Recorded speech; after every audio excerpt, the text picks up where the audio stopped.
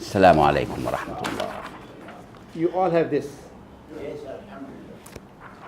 Praise be to Allah, cherisher and sustainer of the universe.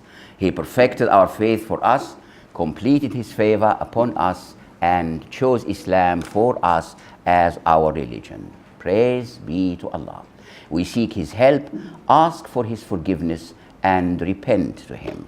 We seek refuge with Allah from the evils within ourselves and from the burden of our evil deeds. He whom Allah guides will never be misled. He whom Allah leaves to stray will never find one to guide him.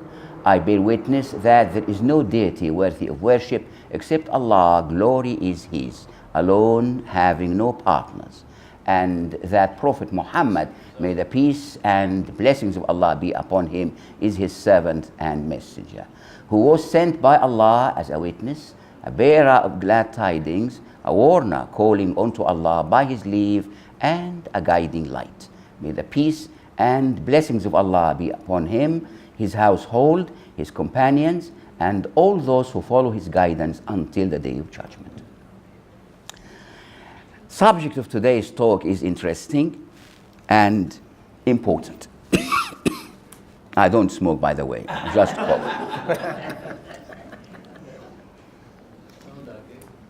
I did smoke, by the way. When we went to medical school in 1964, we were supposed to be sort of grown-ups, very proud. And in the dissecting rooms, the smell was bad. So our peers, the professors, sort of encouraged us to smoke. So the smell of tobacco would be better than the smell of formaldehyde and dead bodies. I was lucky. Excuse me. Almost everybody who starts smoking hates it. It irritates the airways. But peer pressure forces people to continue. So everybody around you smokes, so don't chicken out. Smoke, go on, it's fun. So they do. And then before long, they get the kick, and then it's difficult not to continue. Why is smoking so addictive? Well, it's simple. It's chemical. We smoke nicotine, among other things they don't talk about, and that would cause some reaction in our brain between the dopamine and the noradrenaline.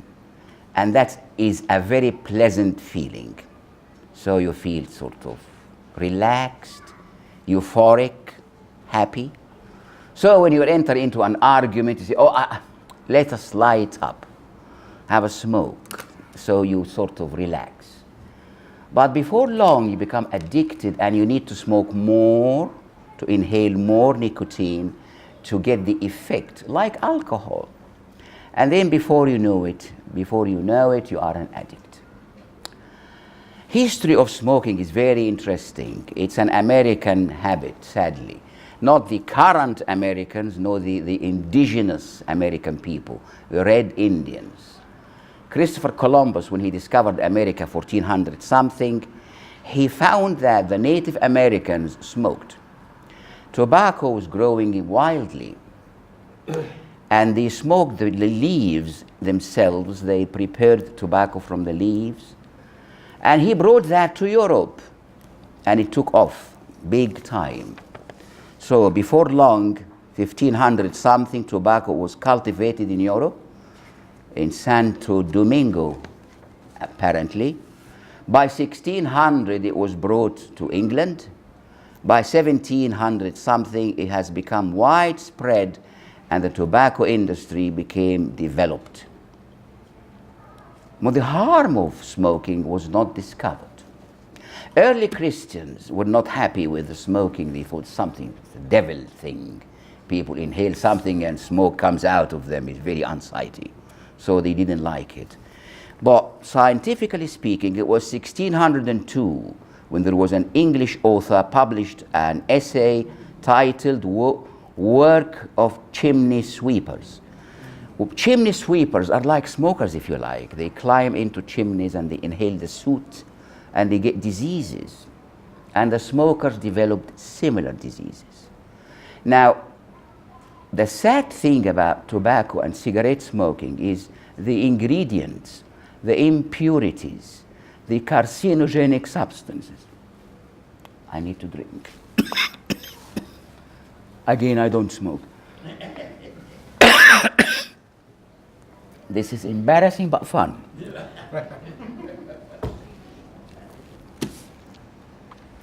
If you buy a box of Havana cigarettes and smoke the pure Havana cigars, I beg your pardon, Havana cigars, you smoke the pure tobacco, you don't get the carcinogenics that are found in the cigarettes. People found 4,000 different chemicals in the cigarettes. You don't see what's inside. The worst is tar. Tar is the worst, and it is the one that causes the majority of cancer. And that is the sad thing. There is a lot of awareness about that, and in Europe people realize that. By the 60s, people discovered the link between lung cancer and smoking. But the tobacco companies are clever. They sell to the third world countries, Middle East and Southeast Asia and Africa, where people are not highly educated. They don't know much about carcinogenics, and they smoke the high tar cigarettes. The sad fact is that every day, 120 people in the UK die of lung cancer. Full stop. Every day, 320 people die in the UK of smoking-related diseases, not just lung, but other systems. The handout I gave you has got pictures of all the systems and the effect of cigarette smoking on them. So, continuing with the history, in 1798, a US physician called Benjamin Rush raised the alarm, but he was hushed by the tobacco companies. They were very powerful.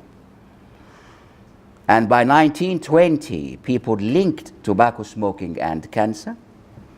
And 50s and 60s, there was no doubt about the link. Harold Macmillan government in 1962 had the evidence, but they swept it under the carpet because the tobacco giants were very effective, very powerful. The tobacco lobby in the House of Commons and in the government. The late Margaret Thatcher had shares in Philip Morris.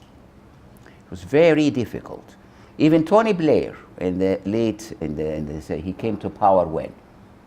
97. 79 was Thatcher. No. Tony Blair, 97. No, 1997. 1997. 97. Yes. He had difficulty curbing the effects of cigarette advertisement. And the Formula One guy bribed him with millions to delay banning adverts for cigarettes during the Formula One races. As a young doctor in Malaysia, I was in Malaysia, we used to be paid money by the tobacco companies to go and be in attendance during sports events like rugby, in case someone gets an injury, and we treat them. And the big posters everywhere. Even recently, in the 1970s, the big movie Superman, the tobacco companies managed to pay the movie makers millions to have this huge poster about Marlboro. And Superman's girlfriend was smoking a cigarette. This image that smoking was okay, sportsmen smoke, sportswomen smoke, and it's fascinating, the history of smoking. 70s, you had Audrey Hepburn with the very famous cigarette holder. You don't have this in the handout, but I have it here.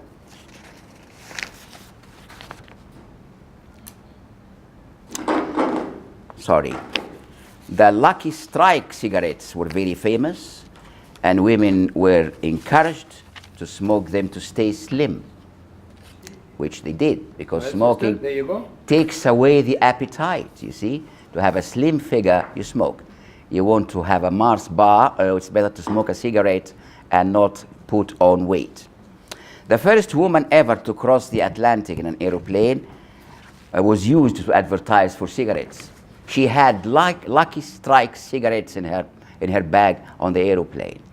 So the image was everybody smoked, and it's posh to smoke. It's the thing to do.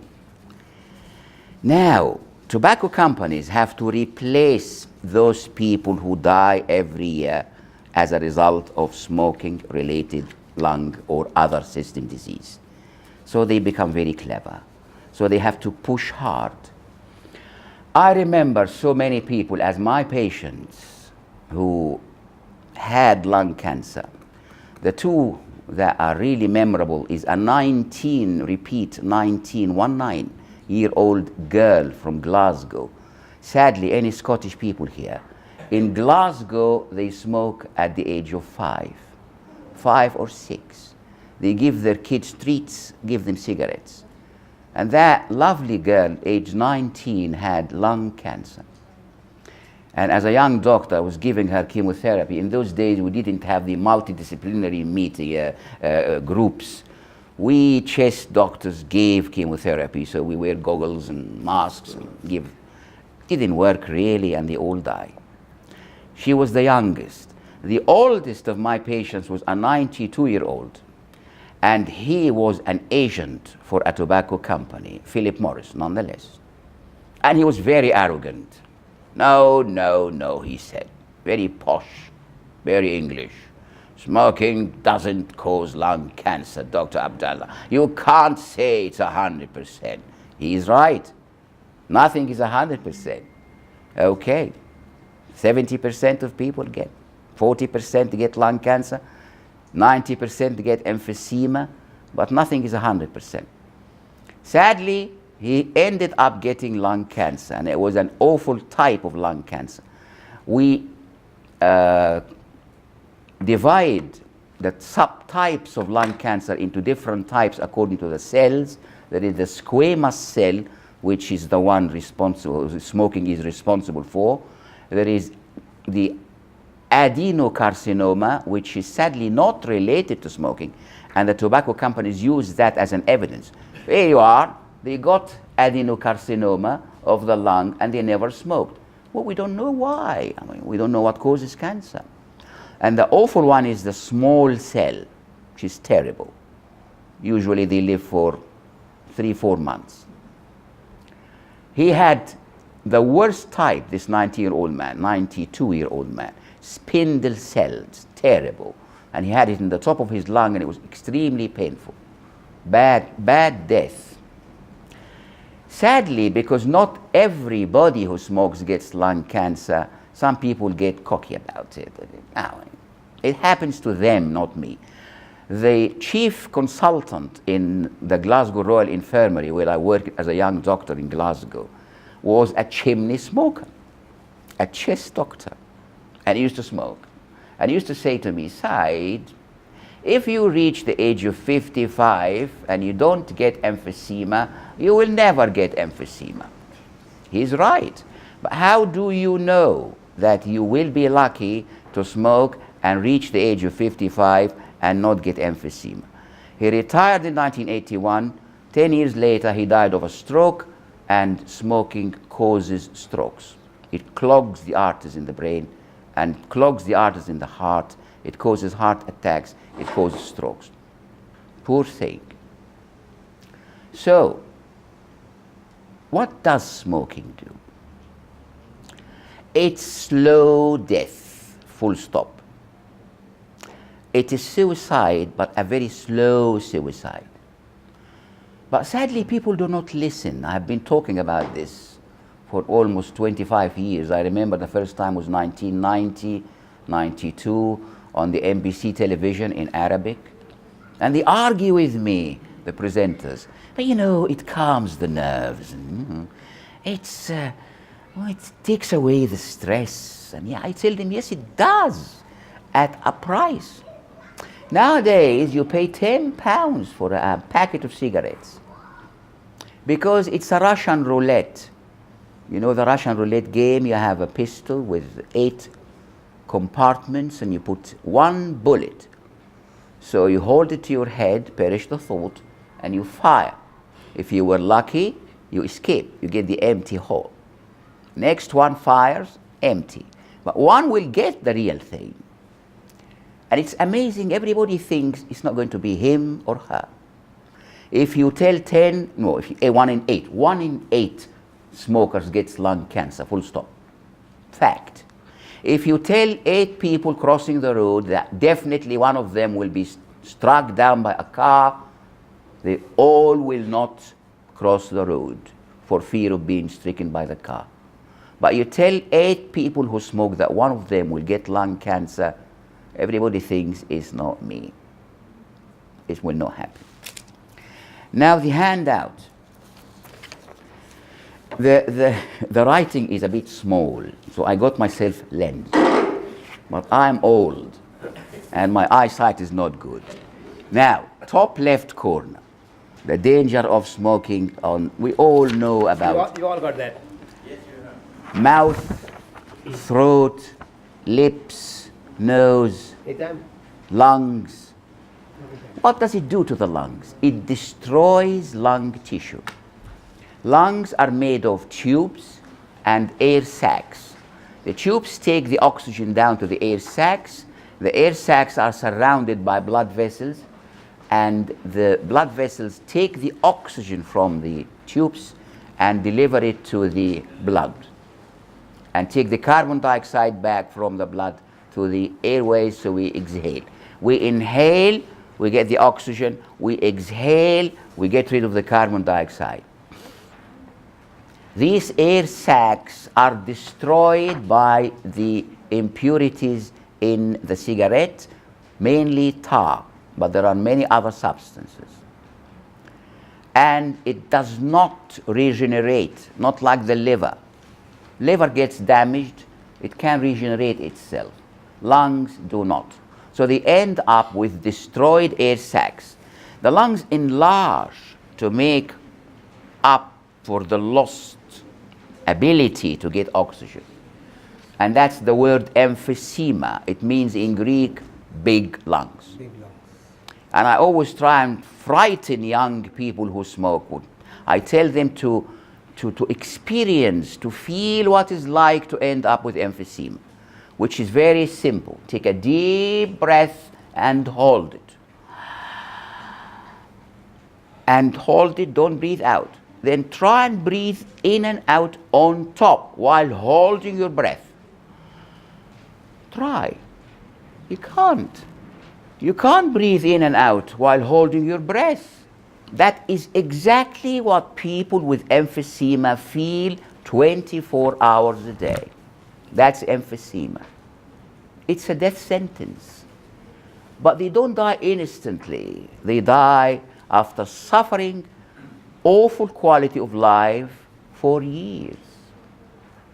And it's terrible. At the end of the day, the lungs cannot take oxygen, so we give them oxygen. And doctors are clever. They invent new things, but they cannot replace lungs. So we give them an oxygen machine. We call it an oxygen concentrator, which is as big as a mug. And that takes the air, makes it into oxygen. And they put the nasal thing in their nose, and they put it in their pocket, and they breathe. And they walk around, and they go dancing, and they go shopping, and they are happy. But they end up dying of emphysema. And they can't give up. And you can't reason with these people, because the habit is too difficult to get rid of. And I remember conversations between me and my patients who I failed to convince them. And I try and scare them. Early death, I say. You don't want to die early. They say, how long would I live if I don't give up smoking? And I try to be polite. I say, maybe 5 years. Okay, when I give up smoking, how long would I live? And I try to be generous. I say, maybe 15, 20 years. I don't want to live 20 years. I'd rather die after 5 years and enjoy myself. Useless. Useless. Can hardly walk, can hardly do anything. And that generation is now 70 or 80.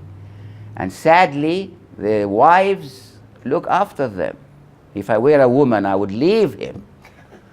What's the point? She's pushing him in his wheelchair, and he's on oxygen, and he's useless, cannot do anything. Now women, young women, are taking up smoking because it's something that men enjoyed and they didn't. But I warn them, those women, when they are 60 or 70, they will end up in wheelchairs with oxygen masks, but there will be no man to push the wheelchair. Men are not faithful. We all know that. Women are faithful. They stick to the husband. They stick by the husband, the majority of them. For better, for worse, for richer, for poorer, for sickness, for health. Men do not believe in that. So she'll end up dying of emphysema, lonely death. And they end up dying an awful death. If they don't die of emphysema, like my boss, Sinclair Kennedy, may Allah bless his soul, he taught me everything, and I have a soft spot for him. I went to his funeral. Sad, he smoked like a chimney. So lung cancer, 120 people every year.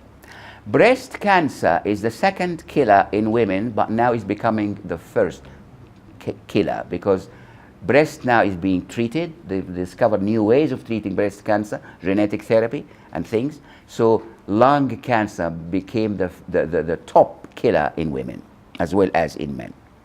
Cancer of the esophagus, gastric cancer, because we inhale the smoke, we swallow the smoke, and it irritates the lining of the stomach and it causes lung cancer. We can detect lung cancer early as physicians. It costs money. And in the UK, sadly, money is more important than people. For instance, we have guidelines. You see, doctors and guidelines. I always teach my young doctors, guidelines are rules for the fools, which it is true. But every doctor is frightened of the government. They follow. Give you examples. People who have indigestion could have gastric cancer. The guidelines in the UK is not to refer them to have endoscopy, that to look into the stomach, unless they have the indigestion for 4 weeks. As a result, when people diagnose gastric cancer, stomach cancer, it's too late, they die. In Japan, 2 days of indigestion, they look down the stomach. They detect gastric cancer, stomach cancer when it's very early. They remove it and they live. Survival rates of stomach cancer in Japan is second to none, is top whole world, because they don't have the stupid guidelines we have in the UK. Why do we wait 4 weeks in the UK? Because endoscopy costs money. Selection of patients. Similarly, I'm a chest man. I x-ray my patients who have lung disease caused by smoking, either emphysema or chronic bronchitis, every year, whether they need it or not.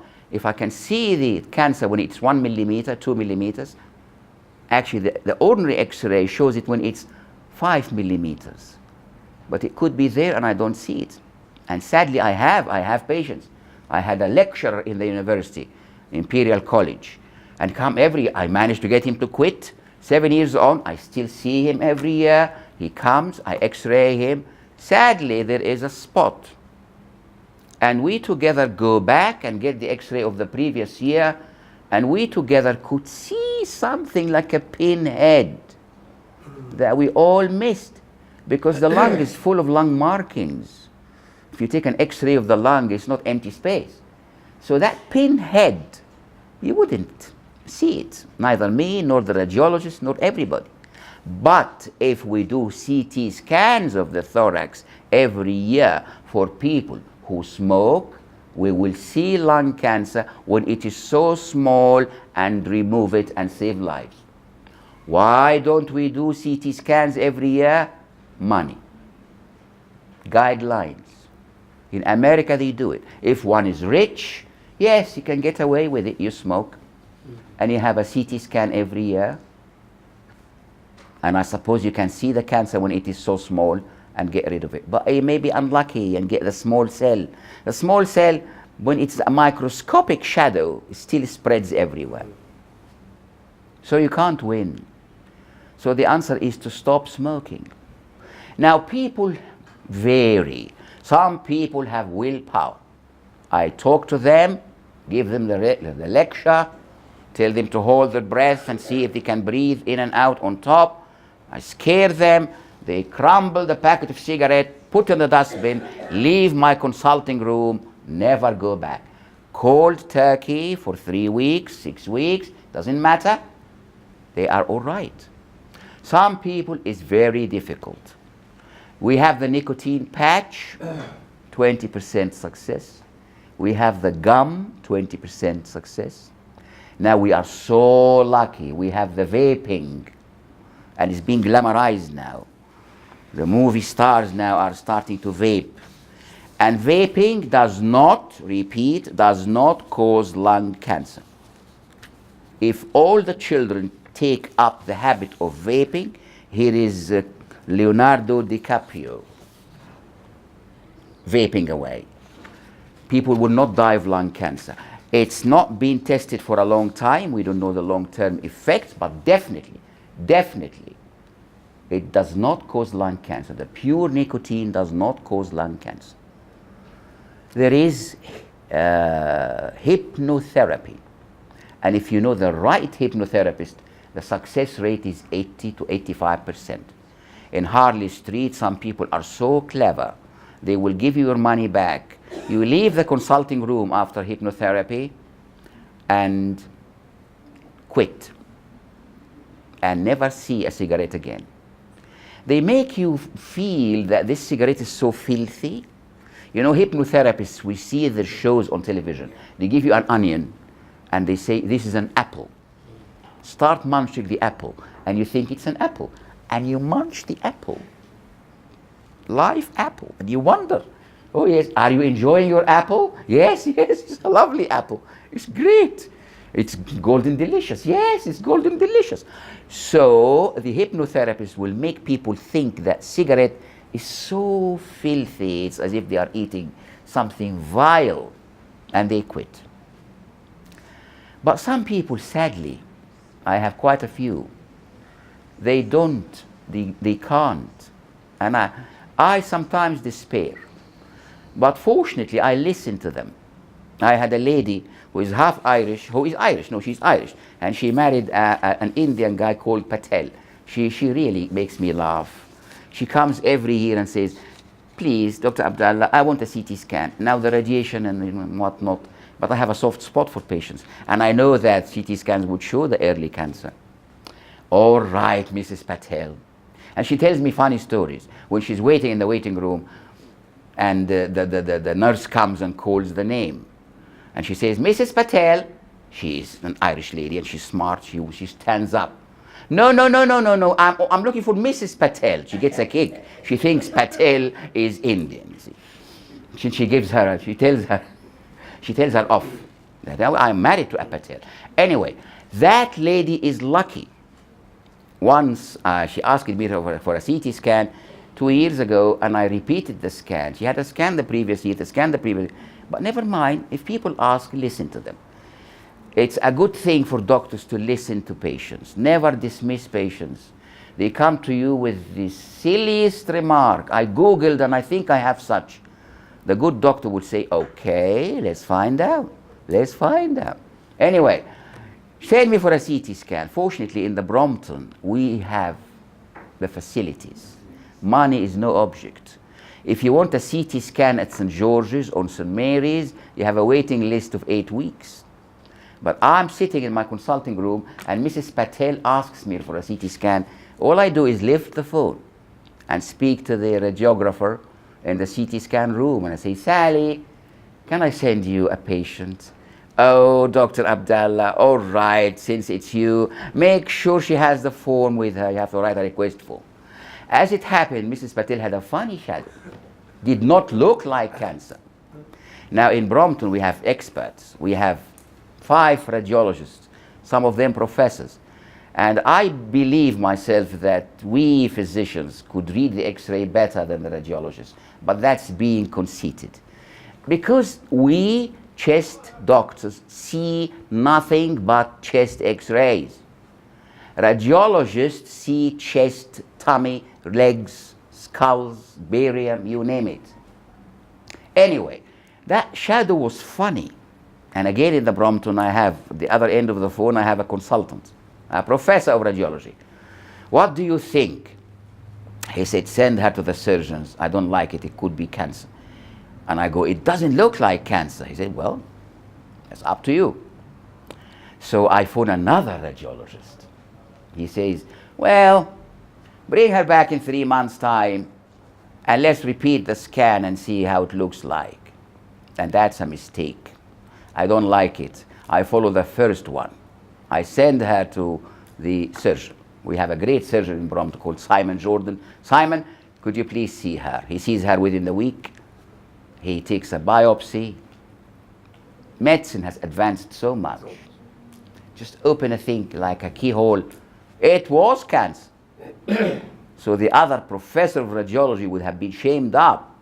Bring her back in 3 months indeed. And she gave me a big hug. Don't get jealous, South, and my wife is sitting up there. She gave me a big hug, and I went and visited her after she had the cancer removed. I don't care, she said.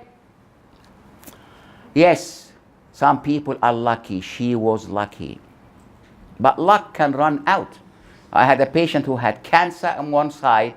We diagnosed it early, sent him for surgery. They removed the cancer. We keep an eye on him. Every year he comes. Then another little shadow in the left side. He told us he stopped smoking, but he was lying. Another cancer. And we removed the other cancer. Imagine. But he's lucky. He came to the Brompton Center of Excellence. Not everybody is as lucky. So, I don't know what to do, honestly. Now, apart from lung, hence the handout, arteries and heart and veins and brains. See, it clogs the inside of the arteries. If it happens in the brain, it's a stroke. Happens in the heart, it's a heart attack. And people die. Simple as that. So heart disease, then cancers, women's health issues, risk during pregnancy. Some pregnant women smoke. Of course, it's hard to be pregnant. Allah, glory is He said in the Quran, وَوَصَّيْنَا الْإِنسَانَ بِوَالِدَيْهِ We commanded man to be good to his parents. حَمَلَتْهُ أُمُّهُ وَهْنًا عَلَى وَهْنٍ His mother carried him with strain after strain. So mothers who are pregnant, it's hard work. So they smoke, especially if they smoke before pregnancy. It stunts the growth of the baby. It causes miscarriage.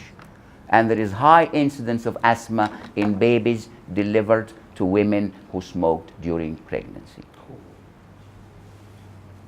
Cancer of the bladder. Imagine. Cancer of the breast. Cancer of the womb. You name it. And people write on the cigarette packet, smoking kills. Yet they buy it. They spend £10 and buy it and light up. Oh, light up. It's not them, it's going to be happen to another one. My friend Mohsin, whom I call him my son who was not given birth by my wife. Mohsin tells me that in Saudi Arabia you can't buy tobacco, and I welcome that. I salute that if it is true. In Mecca and Medina you cannot buy cigarettes. And I will quote the verses of the Quran that tells us that smoking is wrong. In Mecca and Medina and Riyadh and everywhere you cannot buy alcohol. If the government is so good really to ban tobacco in Mecca and Medina, it should be universal. And we in the United Kingdom and everywhere should ban tobacco. What's the point of writing on a cigarette packet, smoking kills, and sell it? You have to be 25. They hide it behind the counter. Like alcohol. another lecture about alcohol, but alcohol also kills, it damages the liver. Do they ban alcohol? No. They make it cheaper and they say, drink responsibly. Really? Drink responsibly. Some people say, oh, I can take a drink, I can leave it, I'm in control. Really? Nonsense. I think they should ban it. Why don't they ban it? Because they get money out of it. Simple. The tobacco revenue gives the Chancellor of the Exchequer billions and billions of pounds every year. A tiny fraction of those goes to treat people who die or get ill as a result of smoking.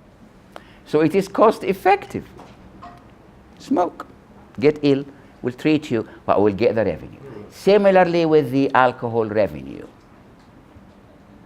Where are the verses in the Quran? I got them out yesterday. There are 2 verses in the Quran that talk about harming yourself. Now, if we know for sure that smoking is harmful, then we should not smoke. Is smoking haram? I say it is haram. I am not a scholar.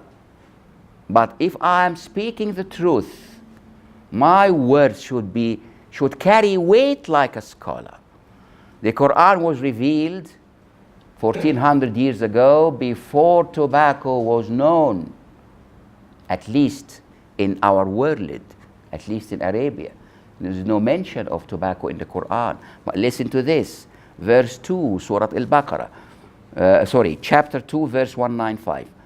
وَأَنْفِقُوا فِي سَبِيلِ اللَّهِ, spend in the ways of Allah. وَلَا تُلْقُوا بِأَيْدِيكُمْ إِلَى التَّهْلُكَةِ, spend in the ways of Allah and do not throw yourselves into destruction. Simple. Each packet of cigarettes is throwing myself into destruction. It's a slow suicide. Because we know, if I don't get lung cancer, I get stomach cancer. If I don't get the other cancer, if I don't get any cancer, I get emphysema and the quality of life. The other thing about smoking, if people do not get cancer or emphysema, they get chronic bronchitis. What is chronic bronchitis? Is an inflammation of the lining of the airways whereby they cough and spit. My late father, bless him, smoked because his father smoked. He smoked cigars, but cheap cigars in Egypt, not Havana cigars. He ended up with emphysema. And I remember as a child, 5, 6, 7, all night he coughs. There is this bit of phlegm that he's trying to cough up. And he goes, can't sleep. And maybe an hour later he goes, oh, it came up. My God, fantastic, we're going back to sleep. 5 minutes on, he starts another cycle of coughing to get another bit phlegm up. What an awful life. Chronic bronchitis. The phrase chronic bronchitis was coined in the Brompton Hospital in 1942 by Neville Oswald, a Brompton physician. People before that didn't know there is something called chronic bronchitis. There is so much to offer people with chronic bronchitis. They get what we call frequent acute exacerbations. Every now and then they get a flare up and they need antibiotics. And here comes the guidelines again. Guidelines. Antibiotics are bad. Don't give antibiotics. And I wrote in the Times and they published my letter. They surveyed 16, no, they said the experts, they are all experts, academics who sit in the offices writing papers. We are physicians who sit in a consulting room seeing patients. So what the academic experts did, they discovered that there were 16 million prescriptions of antibiotics given in Europe, 2016. So they surveyed people to see the effect of that antibiotic, especially the common one, amoxicillin. They asked 2,000 people. I'm speaking like Donald Trump now. 2,000 people. And they made a judgment based on a survey of 2,000 people to find out if the 16 million prescriptions were valid. And the majority of the 2,000 people said it made no difference. Rubbish. So I wrote and they published. Rubbish. They say, resistant. Nothing. Nobody died of resistant antibiotic infection. We can treat them. Believe me, in Brompton, we can treat MRSA, multi-resistant, methicillin-resistant antibiotic, bacillus. It is expensive. It costs us between £700 and £1,000 a day, but we can cure it. North Middlesex Hospital and Northwick Park Hospital and Mary's Hospital and the Royal Free Hospital would never pay this money.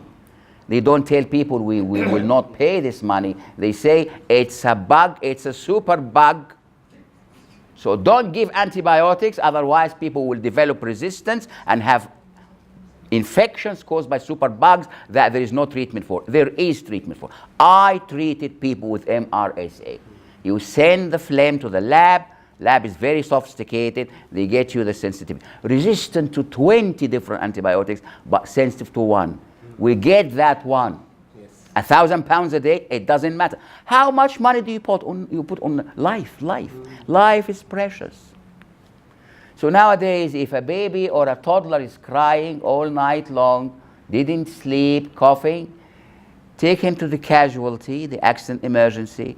A junior doctor looks at him, don't lay a finger on him, and say it's a virus, give them paracetamol. They don't even give paracetamol. Go and buy Calpol from the pharmacy. The baby or the toddler is coughing, take them back to the pharmacy, say the same thing again, take him home, don't waste my time. It's a virus. How do you know it's a virus? I make a diagnosis of a viral infection. I take a drop of blood, send it to the lab, find out which antibody, which virus, and I can treat the virus. And once, twice, 3 times, 4 times in the paper, 6-year-olds, 7-year-olds died at home, having been taken to the accident emergency 3-4 times, not given antibiotics. Typical in the United Kingdom. Inquiries, and they have recommendations, and nobody goes to jail. People die because of the guidelines. Antibiotics are bad. They bribe GPs. They give GPs money incentive not to prescribe the expensive antibiotics. £2,000 a year if you don't prescribe azithromycin, because it's expensive. Azithromycin costs £13, amoxicillin costs £10. Give amoxicillin.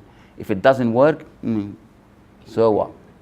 My wife is a rebel, and that's why I'm so proud of her. She gives azithromycin, doesn't care about this £2,000 a year. And that's one example. There is 10,000 if you don't prescribe this posh medicine for indigestion. There is more money if you don't prescribe that. Cut the cost. It's corruption, big time.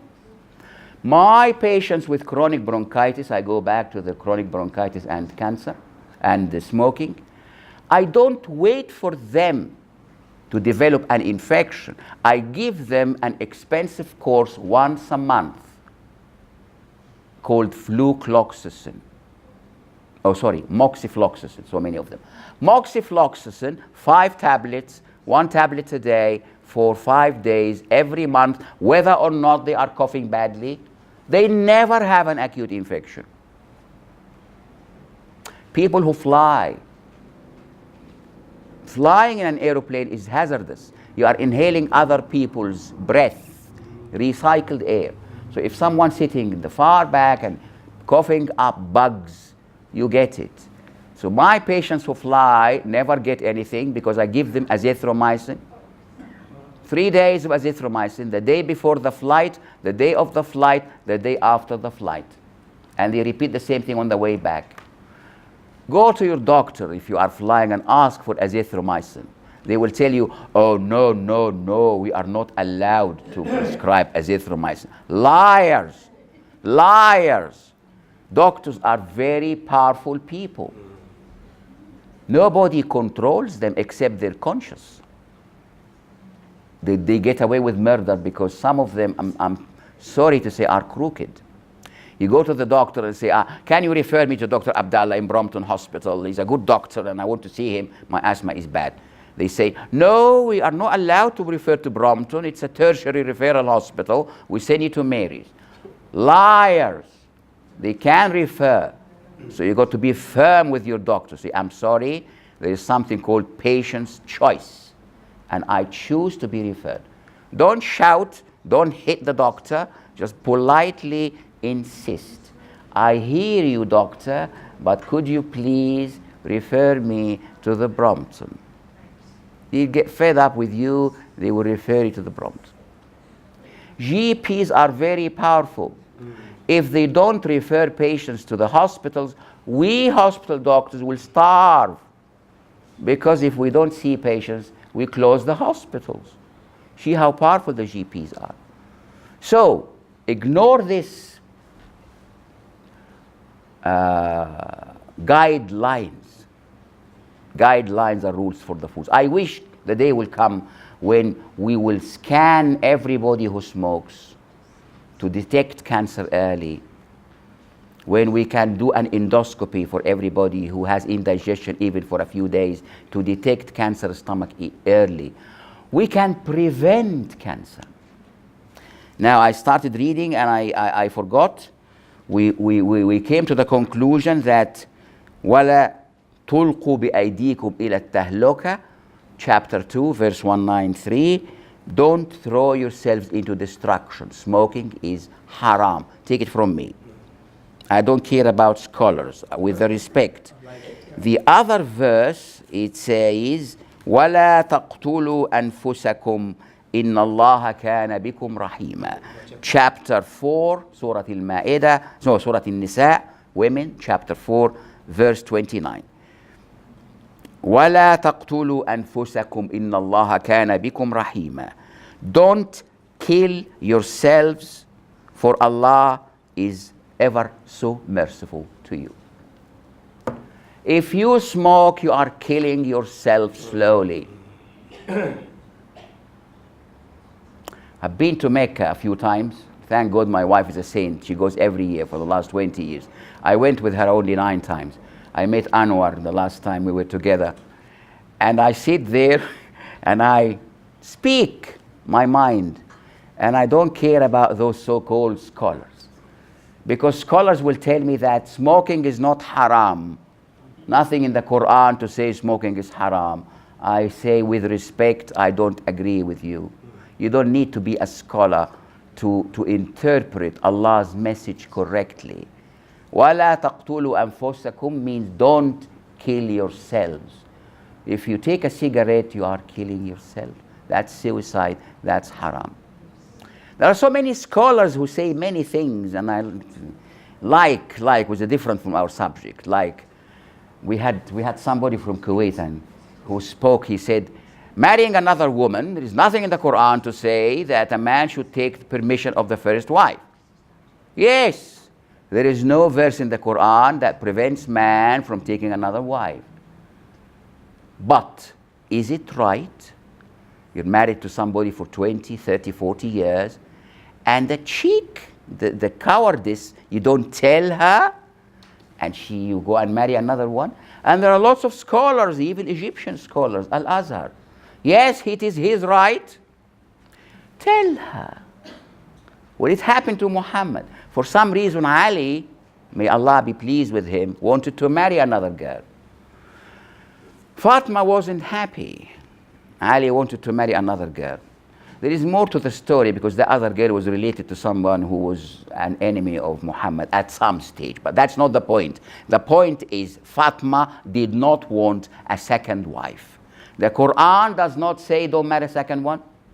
The Quran don't say don't have to, you do have to tell yourself to marry another one.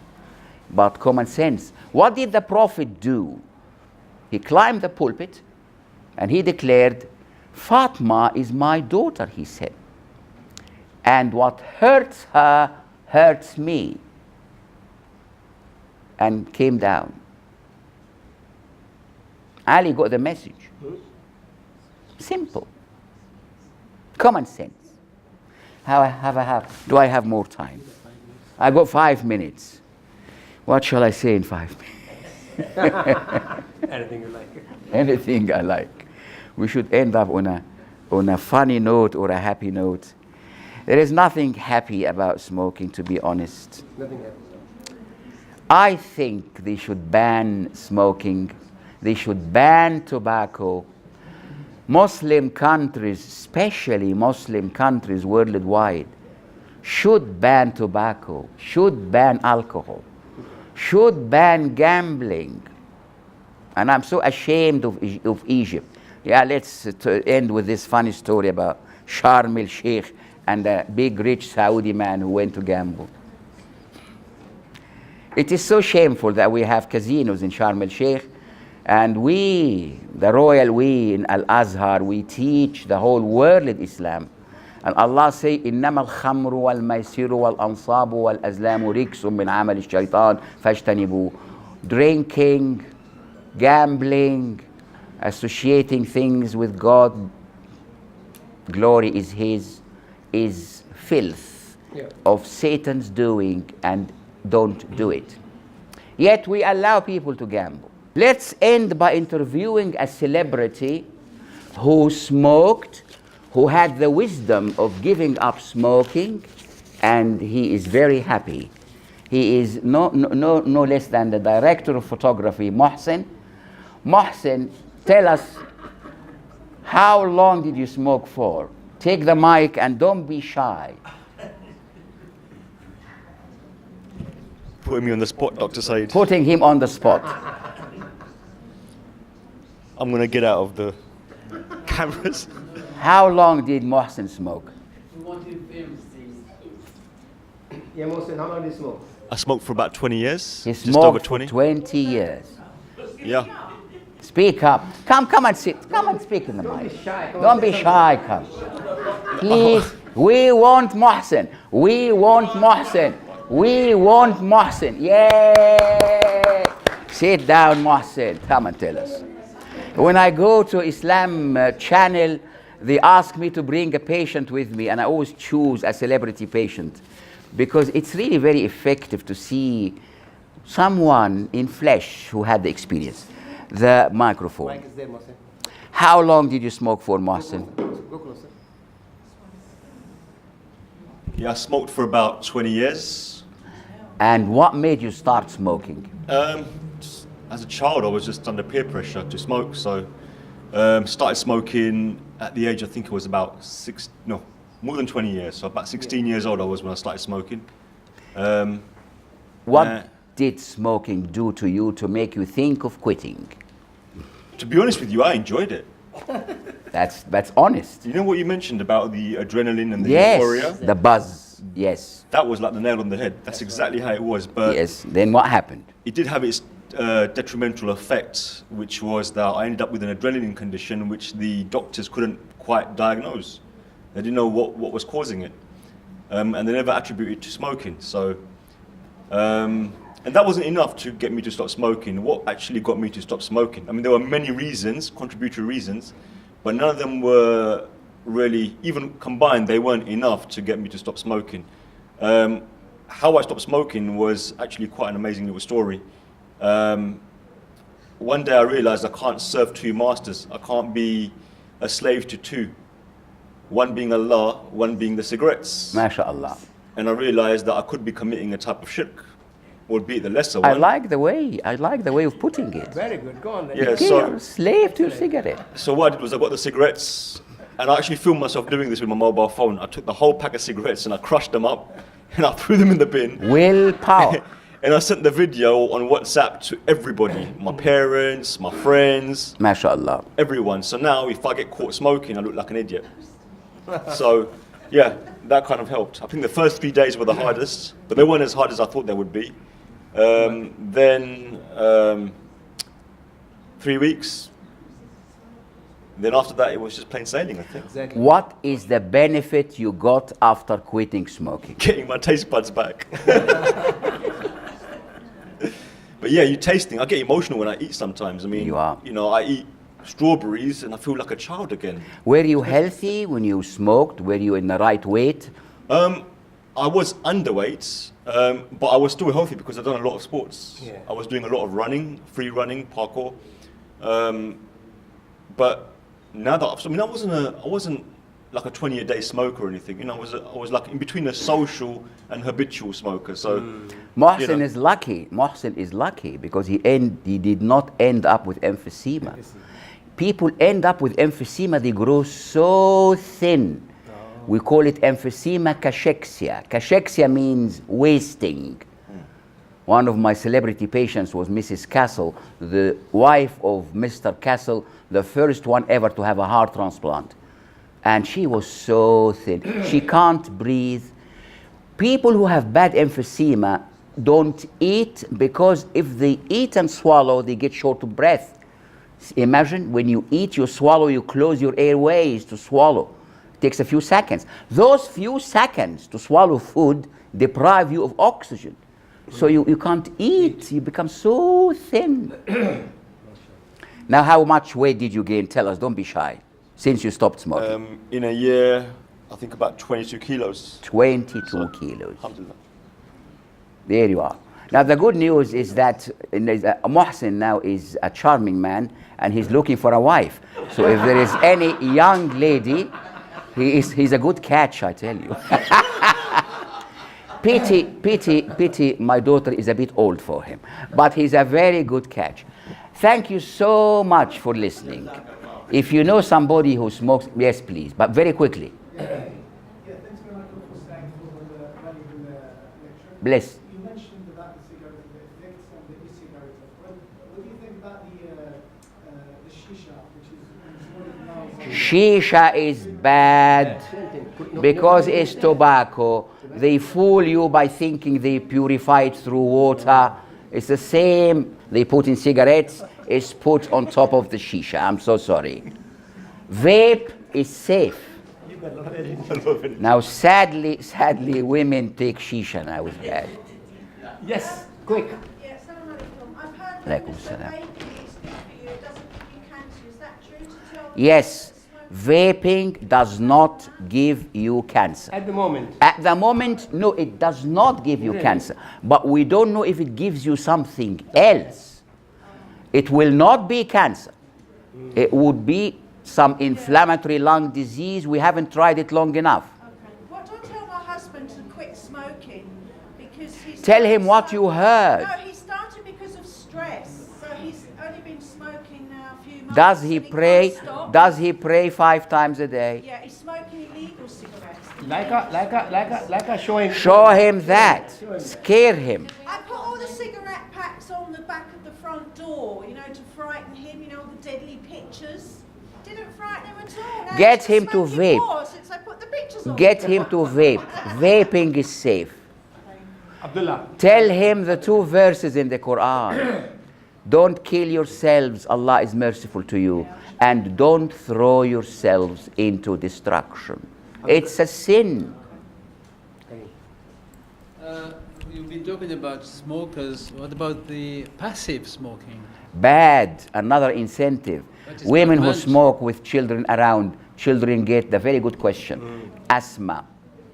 Passive smoking can cause cancer. It's very rare, but if you are living with somebody who smokes 60 a day, you are inhaling the tar, you can get cancer. There is a case in the United States when the woman sued the tobacco company and won millions. She got cancer because her husband smoked. Yes. That's right. Passive smoking can be harmful. People who have asthma, kids who have asthma grow out of it unless they take up smoking when they are teenagers. They never grow out of it. People who smoke and